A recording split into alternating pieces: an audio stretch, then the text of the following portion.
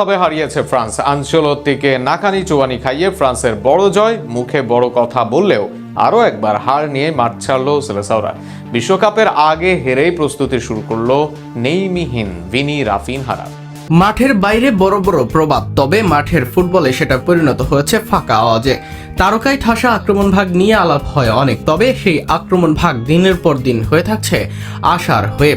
ফ্রান্সের বিপক্ষে পাওয়া গেল তার প্রমাণ। শেষ পর্যন্ত 2-1 গোলে হেরে যায় ব্রাজিল। ডিফেন্সে মিডের চেয়েও যেখানে হতশ্রী আক্রমণ ভাগ, ফক্সবার্গের জিলেট স্টেডিয়ামে কানায় কানায় পরিপূর্ণ। ব্রাজিল বনাম ফ্রান্স ম্যাচে কেউ স্বাগতিক নয়, কিন্তু তাতে দর্শকদের আগ্রহে কমতি ছিল না মোটেও। এক হাই ভোল্টেজ ম্যাচে দেখার জন্য বসেছিল তারা, যেখানে শুরুর হাফটা নিজেদের করে নিয়েছে ফ্রান্স দল। একদিকে প্রতিপক্ষ ফ্রান্স, তার উপর দলের ফ্রন্ট লাইনের প্রায় অর্ধেক খেলোয়াড় নেই। চাপটা বোধহয় শুরু থেকেই নিজেদের কাঁধে নিয়ে নেয় ব্রাজিল দল, আর যে কারণেই ম্যাচের শুরুর হাফটাই নিয়ন্ত্রণ চলে যায় বিশ্বকাপের ফাইনালিস্টদের হাতে। অলিস, ডেম্বেলে, এমবাপ্পেদের আক্রমণ সামলাতে হিমশিম খাচ্ছিল ব্রাজিল দল। বিশেষ করে রাইট উইং দিয়ে বেশি তৎপর থাকে ফ্রান্স, যেখানে অলিস ও ডেম্বেলে জুটি ব্রাজিলের ডিফেন্স ভাঙার চেষ্টা করেন। শুরুতে ডিফেন্সে ব্রাজিল কিছুটা সফল হয়, বেশ সলিডও মনে হচ্ছিল তাদের, তবে সেটাকে বেশিক্ষণ ধরে রাখতে পারেনি তারা। ম্যাচের 32 মিনিটে ফ্রান্স পায় তাদের আক্রমণের সুফল। মাঝমাঠে ক্যাসিমেরোকে প্রেস করে বল পায় ফ্রান্স, সেখান থেকে বল দেয়া হয় ব্যালনজয়ী ডেম্বেলের দিকে। ডেম্বেলে থ্রু বাড়ান কিলিয়ান এমবাপ্পের দিকে, দারুণ এক রান নিয়ে এমবাপ্পে করেন ঠান্ডা মাথার ফিনিশ। এডারসন এগিয়ে আসেন, তবে এমবাপ্পে ফুল ফিনিশ করে যেন জানিয়ে দেন কেন তিনি নতুন জেনারেশনের সেরাদের সেরা হিসেবে পরিচিত। আক্রমণে প্রথমার্ধে পুরোটাই ছন্নছাড়া ছিল ব্রাজিল দল। কালে ভদ্রে সুযোগ পায় ব্রাজিল দল, তবে কাউন্টার থেকে আসা সেই সুযোগ কাজে লাগাতে পারেনি দলটি। উল্টো কুনহা, ক্যাসিমেরো ডিবক্সের বাইরে থেকে শট করে সুযোগ নষ্ট করেছেন।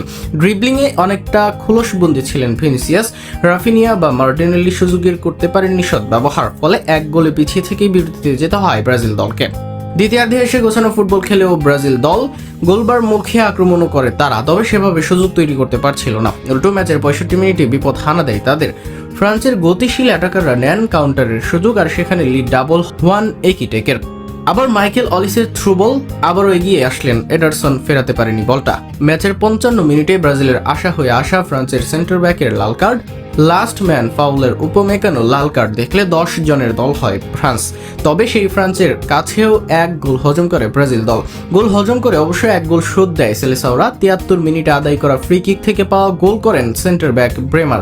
দলে ফেরা ব্রেমারকে অ্যাসিস্ট করেন বদলি নামা পাবলো হেনরিক। তবে এরপর হেনরিকের ক্রস থেকে আরও 1 গোলের সুযোগ ছিল ব্রেমারের, বিশেষ করে 90 মিনিটে তার ভলি করা তৈরি করেছিল গোলের সুযোগ। ম্যাচের অতিরিক্ত সময়ে সহজ সুযোগ পেয়েও বাইরে মারেন ভিনিসিয়াস, তাতে আর ম্যাচে ফেরা হয় না ব্রাজিলের, হেরে করতে হয় ম্যাচ শেষ। এই হার থেকে শিক্ষা নিয়ে আগামী দিনে দলকে কিভাবে সামলান কার্লো, এটাই এখন বড় দেখার বিষয়।